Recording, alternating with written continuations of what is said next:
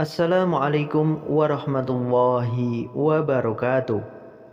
Sahabat muslim yang dirahmati Allah subhanahu wa ta'ala, diketahui jam 2 pagi hingga waktu subuh merupakan waktu yang disebut dalam agama Islam sebagai waktu sepertiga malam terakhir. Waktu ini selalu digunakan Rasulullah SAW untuk beribadah kepada Allah subhanahu wa ta'ala, yang ternyata memiliki keistimewaan tersendiri bagi manusia. Orang yang suka bangun jam 2 pagi hingga menjelang waktu subuh akan mendapatkan keistimewaan berupa bentuk spiritual. Bentuk spiritual apa saja yang dapat dirasakan manusia pada waktu sepertiga malam tersebut, dan apa saja keistimewaannya? Berikut ini adalah yang pertama, diangkat derajatnya oleh Allah subhanahu wa ta'ala. Ketika manusia sedang dalam keadaan terpuruk dan mencari jawaban melalui berdoa dan beribadah, suatu saat ia akan terbangun antara jam 2 hingga 5 pagi. Hal ini memiliki arti bahwa akan segera ada solusi dari penguasa alam semesta. Setiap doa yang dipanjatkan kepada Allah subhanahu wa ta'ala pada dasarnya merupakan suatu bentuk energi positif yang dilepaskan ke alam semesta. Ketika semua energi positif itu terkumpul kemudian mendapatkan vibrasi serta waktu yang tepat, maka akan kembali lagi pada manusia. Gelombang energi positif yang kembali lagi masuk ke dalam inti spiritual terkadang akan mengacaukan frekuensi gelombang fase tidur, sehingga manusia terbangun tanpa sebab. Seseorang yang bisa bangkit dari keterpurukan, bisa dikatakan orang tersebut telah dinaikkan derajat spiritualnya. Yang kedua, kembali dari perjalanan spiritual. Ketika manusia terbangun pada pukul 2 hingga 5 pagi akan mampu mengingat semua peristiwa mimpi yang baru dialaminya.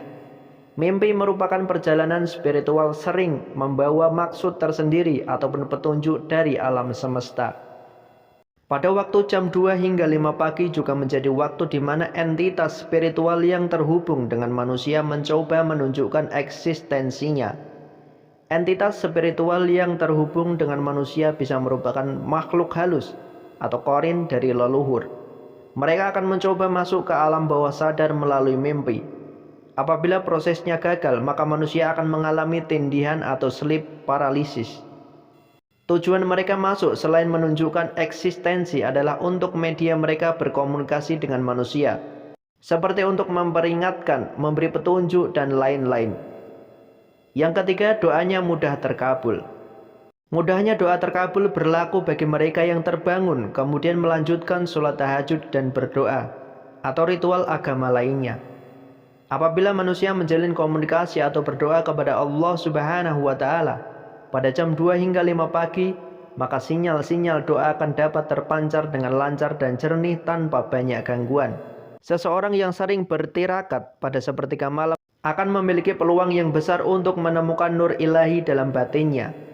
Hal tersebut mengakibatkan batin yang penuh kedamaian dan ketentraman.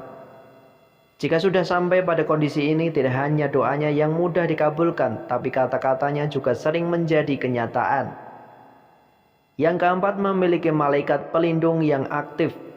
Pada jam tersebut, batas antara dunia manusia dengan dunia spiritual atau gaib sangatlah tipis, sehingga seringkali digunakan oleh entitas gaib untuk menyeberang ke dunia manusia. Begitu pula dengan malaikat pelindung, mereka menggunakan waktu tersebut untuk berkomunikasi kepada manusia yang dilindunginya. Para malaikat pelindung akan memberikan petunjuk berupa kode-kode tertentu. Yang kelima, mengalami kebangkitan spiritual. Para leluhur meyakini bahwa untuk mencapai tingkat kesaktian, manusia terus menahan hawa nafsu, terutama nafsu tidur. Ketika manusia lebih banyak terjaga dan ditambah dengan perilaku spiritual tertentu, maka hal tersebut dapat merangsang titik-titik cakra dalam tubuh untuk terbuka dan aktif. Hal ini membuat manusia lebih peka dan tajam firasatnya. Kewaspadaan manusia juga semakin sensitif dan meningkat. Kemudian apa yang dimaksud tidur itu? Namun terkadang kita bingung bagaimana cara menjelaskan apa itu tidur kepada orang lain. Tidur adalah proses istirahat bagi semua makhluk hidup dan bahkan ini sangat penting bagi kesehatan tubuh manusia. Ketika kita tidur, daya tanggap pasti akan berkurang karena beberapa organ ada yang beristirahat.